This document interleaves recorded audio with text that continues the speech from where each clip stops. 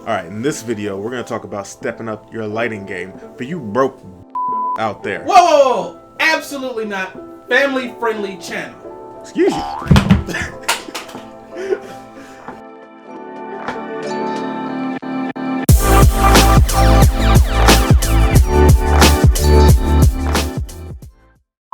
Alright, so if you guys remember, we posted that first video on our channel about the budget camera options. Link will be right above if you want to check that one out. It's been quite a while since we did so, and from this point on, we'll try and get a better upload schedule. We'll try and do at least one video a week. See you guys later.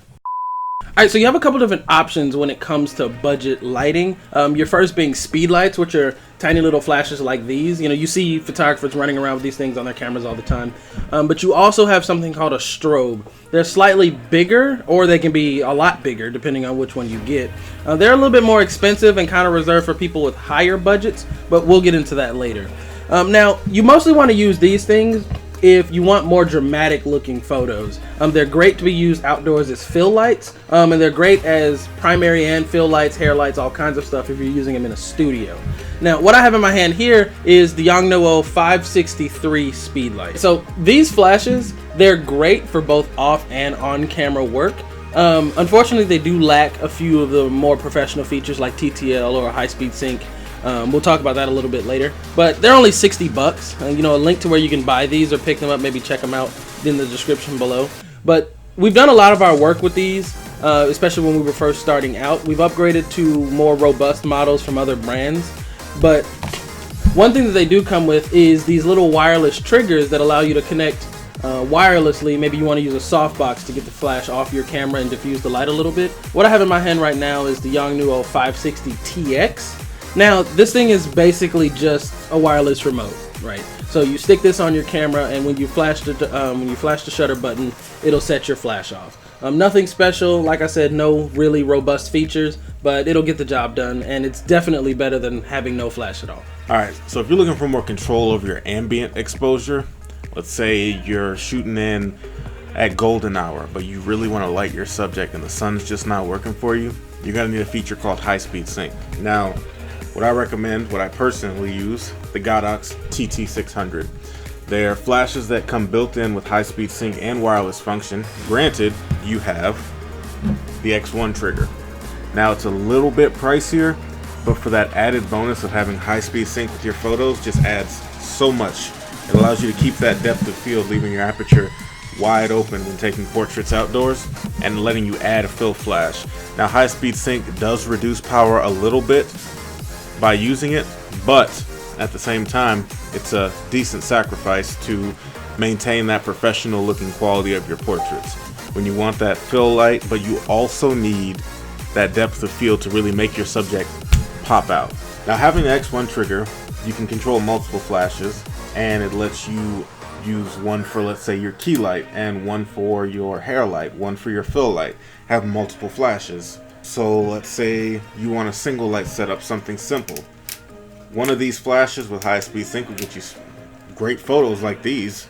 Now, the Godox flashes do cost around $65, around the same as the Yongnuo. The Yongnuo can be found used for around $29, which will be the benefit if you're really looking to get a good flash at a budget. These unfortunately are going to cost a little bit more even used, just because they offer more features. Now, for people already on the Godox system that are looking to step up, and you want the best of both worlds in terms of power, feature set, portability, I would recommend Big Baddie over here, sweet Jesus, the AD600. This strobe is a 600 watt flash with a built-in modeling light. It offers high speed sync, and the Pro model, for only I believe $90 more, offers TTL as well. TTL is basically auto mode for your flash. It lets your flash determine how much ambient light is needed. I personally do not use TTL, so I decided to go with the AD600 variant. But this flash will offer you many times more power than one of these, or even two of these, depending on the environment you're in. But if you're looking to overpower the sun in harsh lighting conditions, if you want to make this your fill light for your subject and maybe even your environment, and use multiple flashes for hair and fill light, the Godox system is one I would definitely stick to, because their line of professional strobes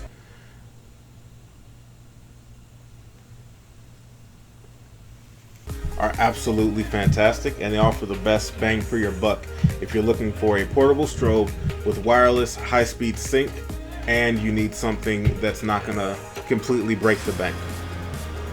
Now this modeling lamp has 3 stages to it depending on what level of brightness you need. This is going to be your all-in-one, I need power, I need features, let me take fantastic photos. This strobe is also compatible with the X1 trigger, and you can pair multiple devices to it. So keep that in mind when making purchases. I say pick a system and stick to it. Alright, so one thing we didn't really talk about before about using off-camera flash is using softboxes like we have lighting the frame here. You don't really want to use your flash with the little feet thing that come with them, and I have one here that I can show you.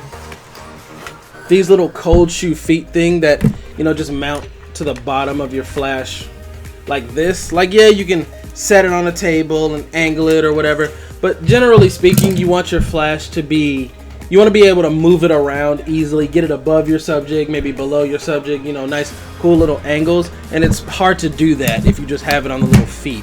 So these soft boxes, you'll generally either stick the flash in it or it'll be hanging on the outside, depending on what kind of mount you have, whether you have a Bowens mount or an umbrella. And it gives you much more flexibility to how you use your light. The ones we have on screen now are the newer soft boxes.